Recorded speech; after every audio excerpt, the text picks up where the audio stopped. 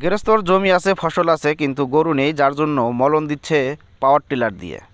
তো যে ফসলটি মলন দিচ্ছে ফসলটির নাম হলো চীনা। পাওয়ার টিলার দিয়ে এভাবেই একের পর এক মলন দিয়ে যায়। কি আর করার, পাওয়ার টিলার দিয়ে মলন দিতে হবে। তো এই পাশে ইঞ্জিল চালিত স্যালো মেশিন দিয়ে দেখলাম সেই একই ফসল চীনা মলন দেওয়া হচ্ছে, এটাকেও মলনই বলা চলে। তো বন্ধুরা, যারা আমার পেজটি এখনও ফলো করেননি অবশ্যই পেজটি ফলো করে দিবেন। আপনার গ্রামগঞ্জের ভিডিও দেখতে কেমন লাগে অবশ্যই কমেন্ট বক্সে লিখে যাবেন। অবশ্যই ভিডিওটি শেয়ার করবেন। তো কাছে এসে একটু দেখলাম যে এই পাশে দিয়ে চীনার গাছ দেওয়া হচ্ছে, আর দূরে গিয়ে পড়তে আছে খ্যার, নিচে সেই চীনার ফসলটি পড়তে আছে।